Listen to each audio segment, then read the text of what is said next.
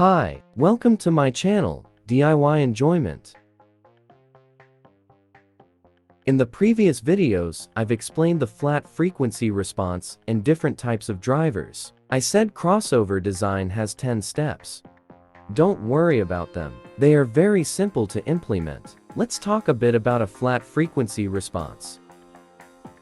Maybe some people ask what the benefit of a flat frequency response is. There are many devices with low quality that produce harsh and noisy sounds. This annoying sound is actually a non-linear frequency response, including peaks. As you can see in this chart, the damaging effect starts after 90 decibels, and the most damaging sound is about 120 dB. Imagine a device having a sound pressure of 85 decibels in a certain frequency range. If the sound pressure reaches 95 decibels in another range, we will be at risk of hearing damage. As you can see in this picture, the peaks reach 95 dB. Hearing the peak for less than 2 hours damages the auditory system accordingly. Nowadays, mobile phones are the most used in our daily life. We sometimes listen to our favorite music with them. There are many types of hands-free devices and AirPods. If these have peaks in a certain frequency range, the first advice will be to use an EQ. But many EQ apps don't have the required accuracy to remove the peaks. These explanations are also true for the loudspeakers. In addition, the loudspeakers in a reflecting room create reflections, destroying the flat frequency response. Always take care of your auditory system. A flat frequency response is essential to avoid hearing loss. A sign of hearing damage is ear hissing, called tinnitus. You should know that this disease is not easily treated, so whenever you buy headphones or speakers, make sure they have a nearly linear frequency response. Negative thoughts are enough. Let's dive into crossover design. As I said in this video, you need an anechoic chamber and a measurement mic to measure the frequency response of your selected drivers. In the current video, I'll teach you how to import the frequency responses into Vituixcad without measuring. This method has a good accuracy. Before purchasing a driver, you can try it. At first, you need these types of charts provided by the original manufacturer. This plot doesn't include the phase response to import into Vituixcad. I tell more about phase response in the future. Every point includes a single frequency and SPL or sound pressure level. Create a text file for each angle and impedance curve, then name them like this.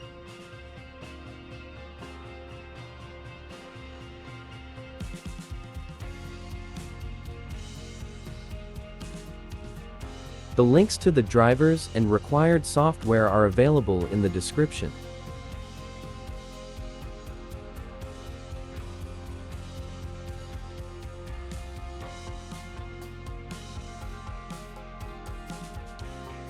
Open the first file.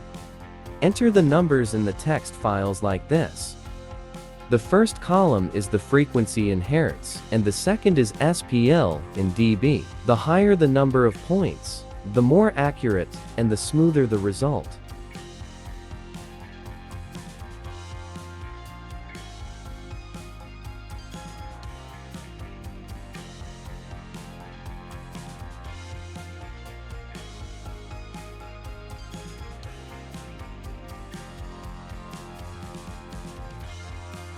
Repeat for other angles.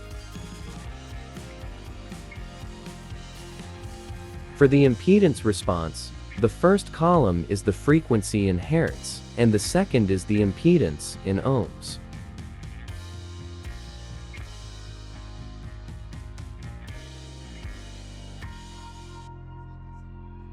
Now, import the files into REW.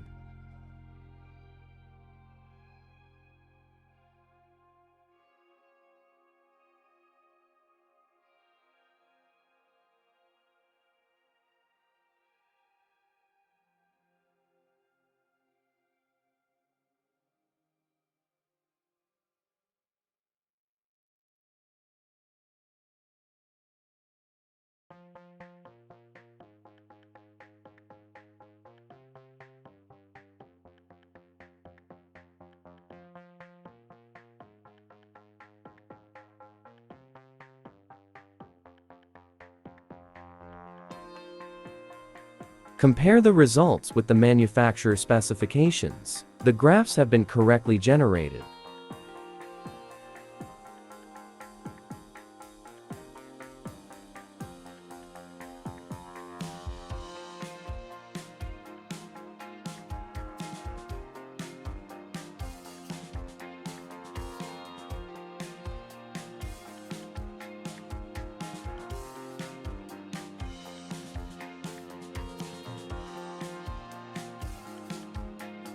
Do this only for frequency responses, not impedance curves. It generates the phase responses of these curves.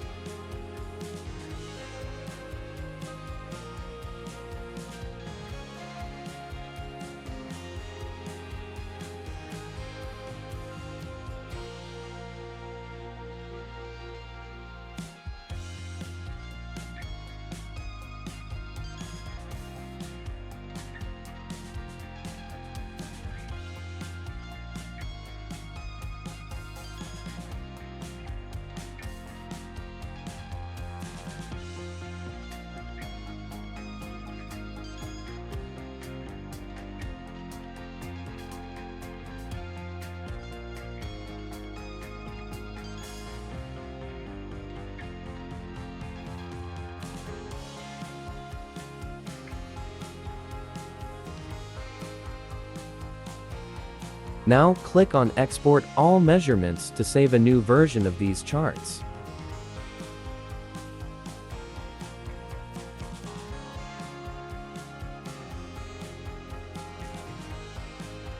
I have already created the destination folder to import the files into Vituixcad.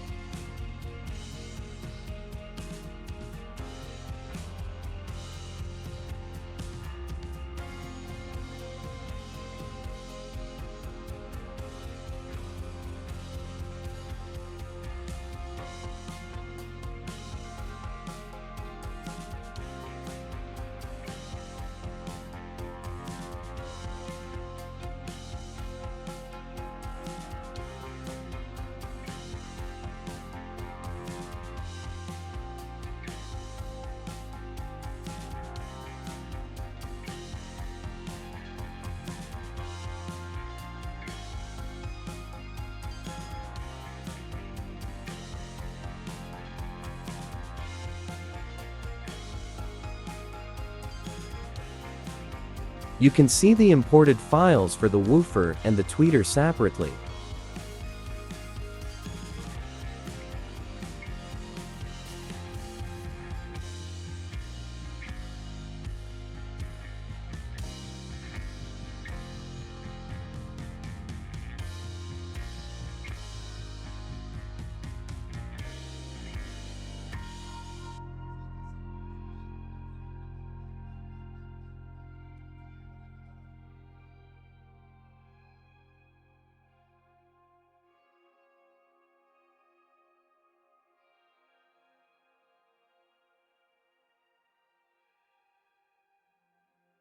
Any question?